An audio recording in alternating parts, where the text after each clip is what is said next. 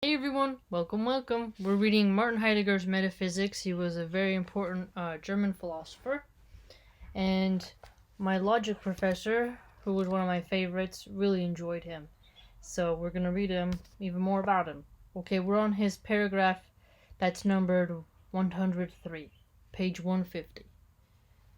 We were attempting to display the essential belonging of logos to fusses. Okay, essential belonging to logos to fusses. With the intention of comprehending, thanks to this unity, the inner necessity and possibility of their separation. But now one could almost object to our characterization of the Heraclitean logos. Okay, Heraclitus' version. The essential belonging of logos to being itself is so intimate here that it is still completely problematic how the opposition between being and logos as thinking is supposed to spring from this unity and self-sameness of phusis and logos.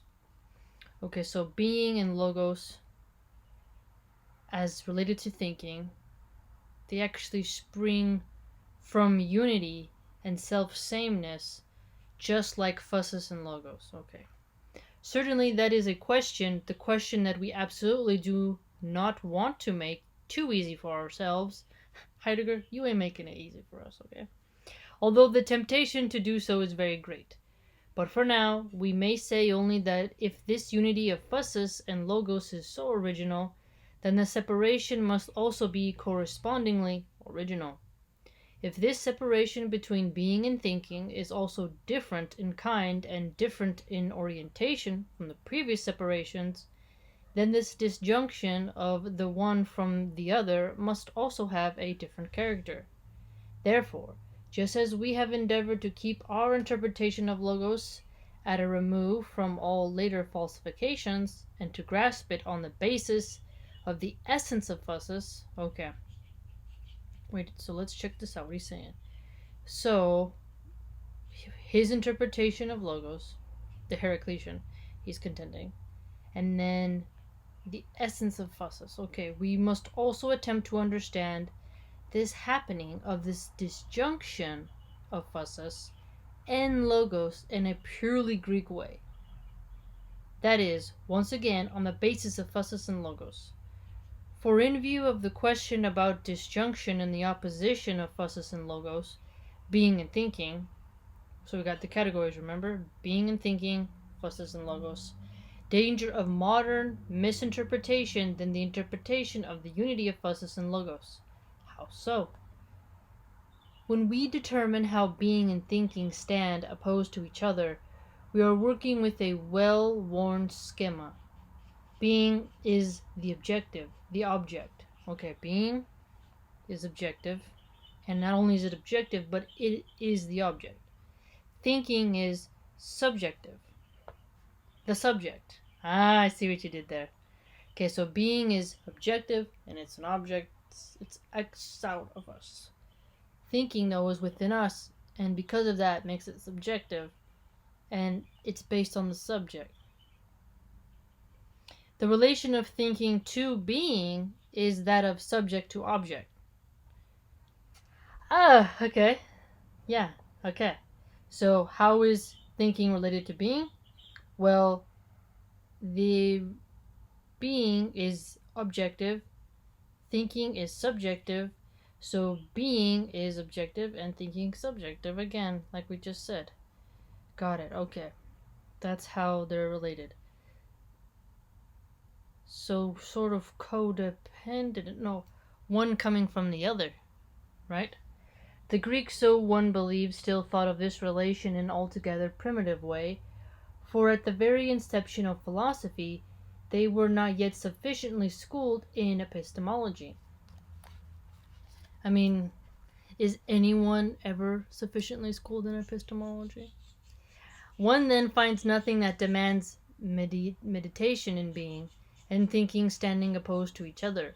And yet we must question, what is the process of disjunction between phusis and logos? So what's the process? What's the process? Maybe the context, the environment. the time period.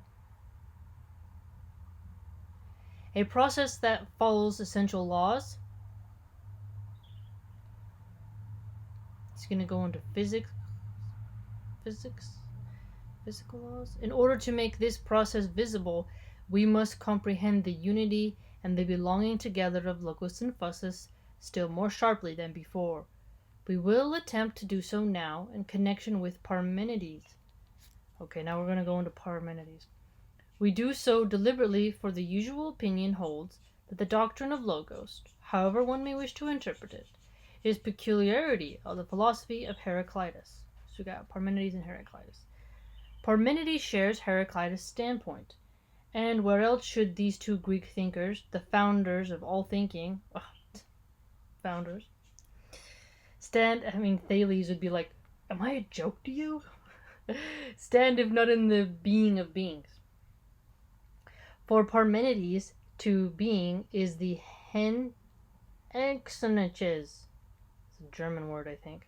That which holds itself together in itself. Yes, being. So Parmenides contends as well that being is something that holds itself together in itself. Monon, uniquely unifying. Olon, the constantly complete, constantly self-showing sway, through which there are constantly shines the seeming one of the one-sided many-sided. I get it. So Parmenides contends that being is something that holds itself together in itself. It's a unifying force. It's always complete. It self-shows, and it self-shows through it constantly shining, and it has the appearance of seeming one-sided, but it's actually many-sided. Therefore, the unavoidable path to being leads through unconcealment, yet always remains a threefold path. Okay, yes.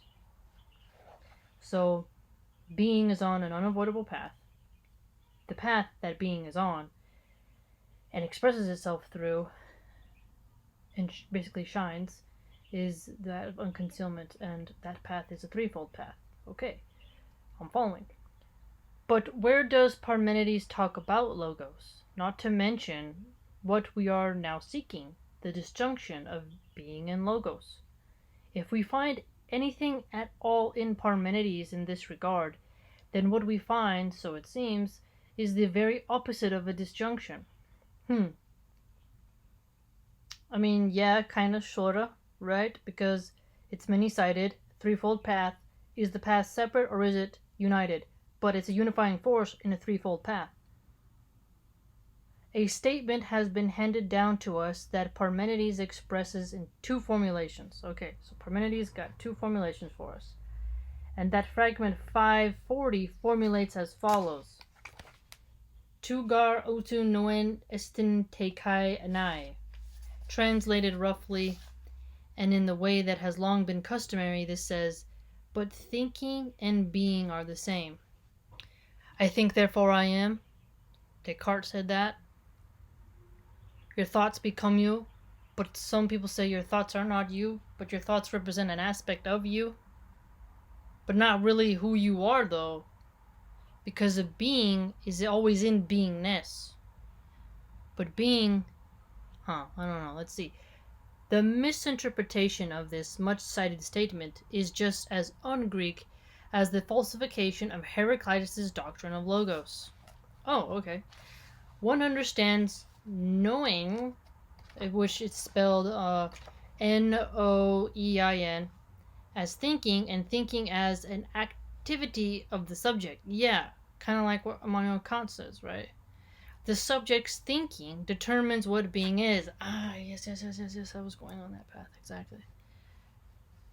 Being is nothing other than what is thought by thinking.